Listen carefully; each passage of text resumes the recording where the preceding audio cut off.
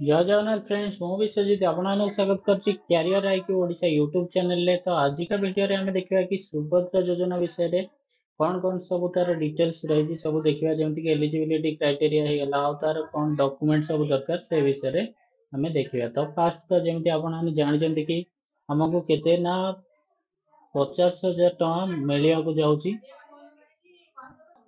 तो जो 50,000 टका मिलिया जाउची जोटा कि हमर 5,000 हिसाब रे वर्ष को 10,000 मिलिबा और 5 वर्ष पर्यंत मिलिबा। ठीक अछि। तो एटा पई आपन को गोटाए थर ही अप्लाई करिया पड़ियो। तो आपण गोटाए थर या को अप्लाई करिवे और 50,000 टका मिलिबो। ठीक अछि। तो एथिरे केते टका अलोकेशन मिलिछि तो 55,825 कोटी टका रो अलोकेशन मिलिछि। तो एबे हमें देखिबा कि आपण एई योजनार लाभ उठाଇବା ପାଇଁ कौन कौन यार सब एलिजिबिलिटी क्राइटेरिया रहिछि।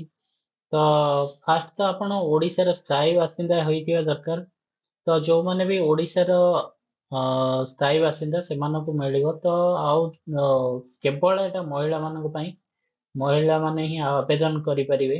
तो बयस सीमा केते रहउछि 21 रु 60 वर्ष जो रहउछि, जोटा कि 1/7/2024 रो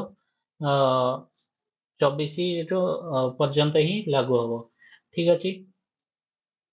तो रोजगार देखो रोजगार रे कोन ना सरकारी क्षेत्र रे जदि कोनोसी व्यक्ति सॉरी महिला काम करूछंती, स्त्री लोग काम करूछंती, तो से अप्लाई करि परिबे नाही।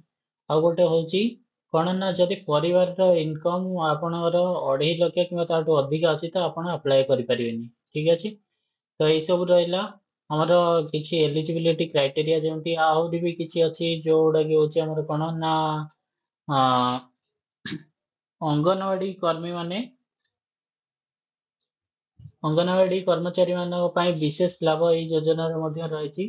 ତ ଏ ଅଙ୍ଗନବାଡି କର୍ମୀ ମାନେ ଏଥିରେ ଆବେଦନ କରିପାରିବେ ଓ ଆଶା କର୍ମୀ ମାନେ ମଧ୍ୟ ଏଥିରେ ଯୋଜନାର ଫାଇଦା ଉଠେଇ ପାରିବେ। ଠିକ ଅଛି।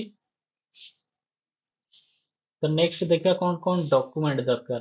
ତ ଡକୁମେଣ୍ଟ ରେ ଦେଖନ୍ତୁ ଆପଣଙ୍କର ଏକ ତ ଆଧାର କାର୍ଡ ଥିବା ଅଛି। ଆଧାର କାର୍ଡ ତ ପ୍ରାୟ ଲୋକଙ୍କର ଅଛି। ତ ଏଇଟା ଯୋଉଟା ବି ଅଛି କମନଲି ସମସ୍ତଙ୍କ ପାଖରେ ये सब डॉक्यूमेंट मिलिଯିବ। गोटे तो होची हमर आधार कार्ड,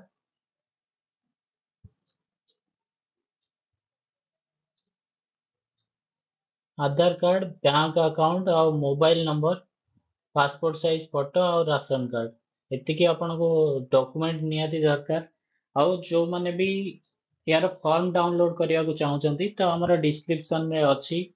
आपण से लिंक रे क्लिक करिकी आपण से फॉर्म डाउनलोड करि परिबे। ठीक अछि। सुभद्रा योजनार फॉर्म आपण डाउनलोड करि परिबे।